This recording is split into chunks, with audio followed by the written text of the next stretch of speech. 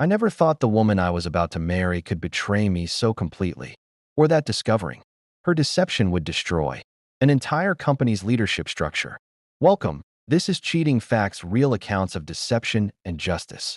Comment below and tell me where you're watching from. I'm Peter, and I share true stories of betrayal and how people found their way through the darkness to reclaim their lives. 3 months before our wedding, everything seemed perfect. Vivian had just received a promotion to senior marketing coordinator at her firm, and I couldn't have been prouder. She'd worked incredibly hard for this opportunity, often staying late to impress her new manager, Richard Chun. This could change everything for us. Peter, she'd say, eyes bright with ambition. Richard sees real potential in me. He thinks I could be running my own department within 2 years. I supported her completely. We'd been together for 4 years, and I knew how much her career meant to her. When she started working even longer hours, I didn't question it. When weekend calls from Richard became routine, I made dinner and waited patiently. When she began traveling for client meetings she'd never mentioned before, I trusted her judgment. The first red flag should have been the phone. Vivian had always been casual with her devices, leaving them around the apartment without a second thought. But suddenly, her work phone became permanently attached to her side.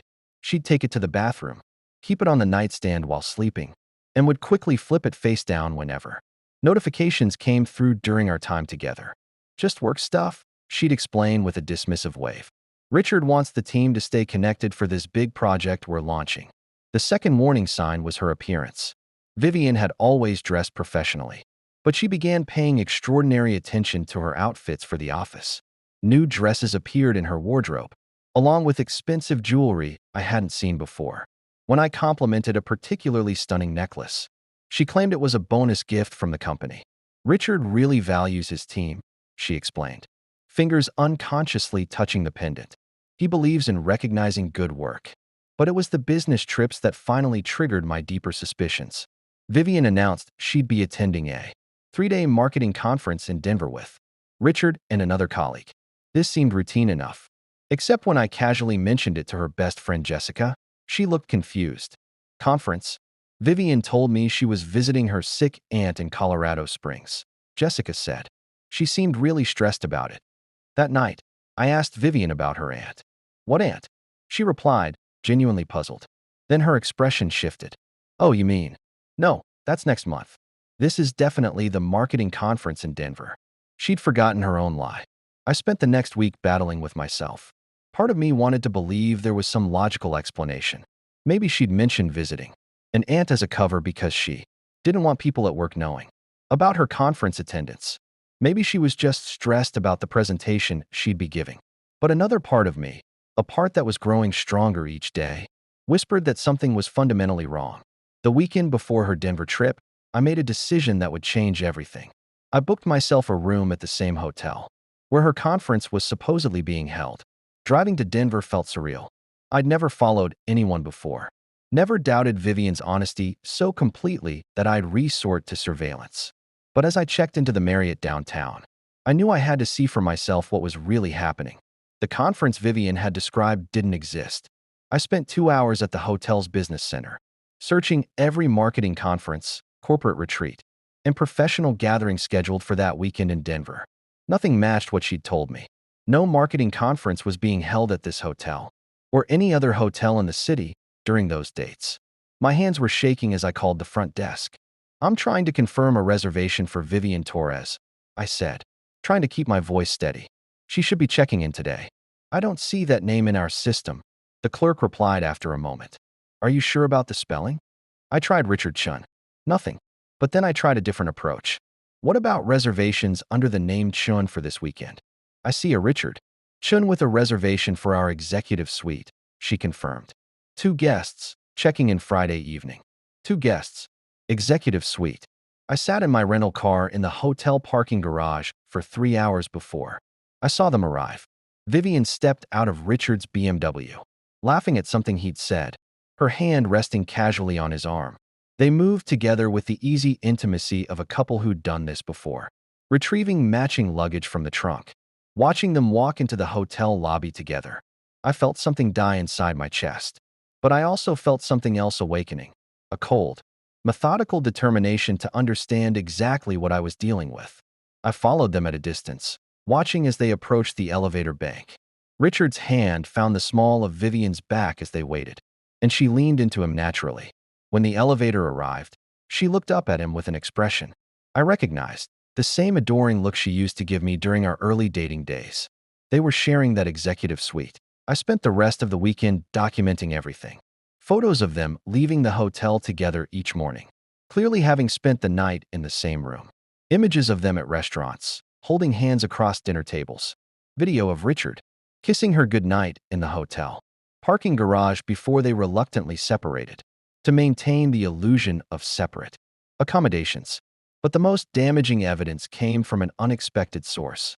On Sunday morning, I overheard Richard on his phone while they sat at the hotel restaurant. He was speaking quietly, but the acoustics carried his voice clearly to where I sat, behind a decorative pillar with my coffee and newspaper. "No, Linda, the meetings ran late again," he was saying. "You know how these client presentations can be. I'll probably need to extend through Tuesday to wrap up the contract negotiations." Linda. His wife's name was Linda. He was lying to his wife about extending the trip, just as Vivian had lied to me about the entire premise of traveling to Denver. They were both deceiving their partners to steal extra days together. That's when I realized this wasn't some new workplace attraction. This was an established affair with practiced deception protocols. They'd done this before, multiple times, and they'd gotten comfortable with their system of lies. The flight back to Chicago gave me time to plan my response. I could have confronted Vivian immediately, shown her the photos and demanded explanations. But something told me this situation was bigger than just ending our engagement. Richard was a married father of two, holding a senior position at a respected firm. He was abusing his authority to conduct an affair with his subordinate, using company resources to fund their romantic getaways, and involving Vivian in deceiving his wife. This wasn't just personal betrayal, it was professional misconduct. That deserved professional consequences. I spent the next week gathering additional evidence. I reviewed our credit card statements and found charges at expensive restaurants on nights when Vivian claimed to be working late. I checked her social media and discovered she'd been tagging locations that corresponded with Richard's own check-ins, though she'd been posting them hours later to avoid obvious connections. Most importantly, I researched Richard's company policies regarding workplace relationships and found explicit guidelines about disclosure requirements and power dynamic restrictions. Managers were required to report romantic relationships with subordinates to HR to prevent conflicts of interest and potential harassment situations.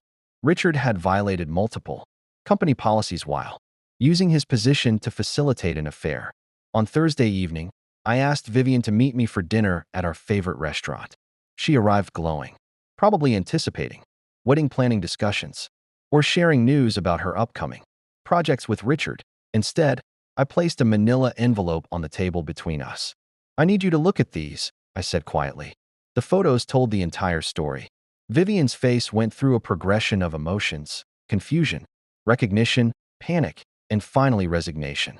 She didn't try to deny what was obvious, didn't attempt to construct explanations for the evidence. "How long has this been going on?" I asked. 6 months, she whispered, tears starting to flow. "It just happened, Peter. We were working late one night, and he was going through his divorce proceedings with Linda, and I was helping him process everything, and he's not divorcing Linda," I interrupted. "He's still married. He lied to you about that too." The devastation in her eyes would have broken my heart a week earlier.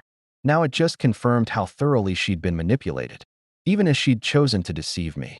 "I'm calling off the wedding," I continued. "You can keep the ring. Consider it severance pay for 4 years of my life. But I need you to understand something important." I pulled out a second envelope. "These documents show that Richard violated company policy by not disclosing your relationship to HR. He used his position to initiate and maintain an inappropriate relationship with a subordinate, then used company resources to fund your trips together. Tomorrow morning, I'm sending copies of everything to his HR department, along with documentation showing how he lied to his wife about business trips to continue the affair." Vivian's tears stopped abruptly. "You can't do that. It would destroy his career. It would destroy mine too. You should have considered those consequences before you chose to destroy our engagement. I replied, actions have prices, Vivian. Both of you are about to pay them. The next morning, I sent comprehensive evidence packages to Richard's HR department, his company's ethics hotline, and Linda Chun at her home address. I included a respectful cover letter explaining that I felt she deserved to know the truth about her husband's business trips and workplace relationships. The consequences unfolded quickly. Richard was terminated within 72 hours after an emergency HR investigation. His company had zero-tolerance policies regarding undisclosed workplace relationships and misuse of corporate resources. The photos and credit card evidence made his violations undeniable. Vivian was transferred to a different department and placed on probation, though she kept her job since she was considered the subordinate party in the power dynamic violation.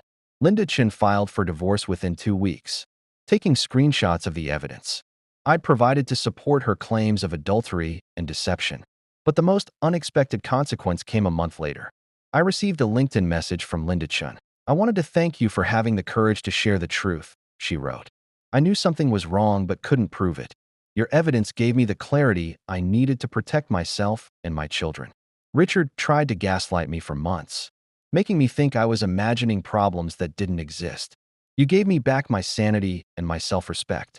6 months later, I heard through mutual connections that Richard was working at a much smaller firm for significantly less money. While his divorce settlement had cost him most of his savings, Vivian had moved to a different city, starting over professionally and personally. As for me, I took the money I'd saved for our honeymoon and used it for a solo trip to New Zealand. I spent 3 weeks hiking, thinking, and rediscovering who I was outside of that relationship. I learned something important during those weeks of reflection.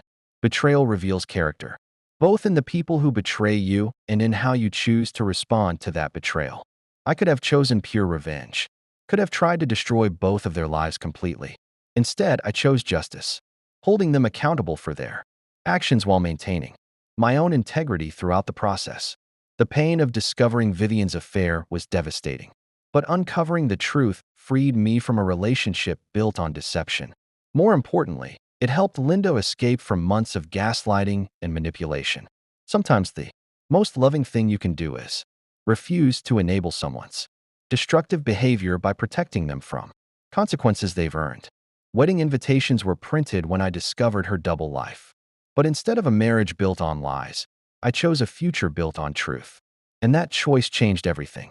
If you've experienced workplace betrayal or discovered a partner's affair, remember that seeking truth isn't about revenge. It's about protecting yourself and others from ongoing deception. Your courage to face difficult realities might be exactly what someone else needs to reclaim their life.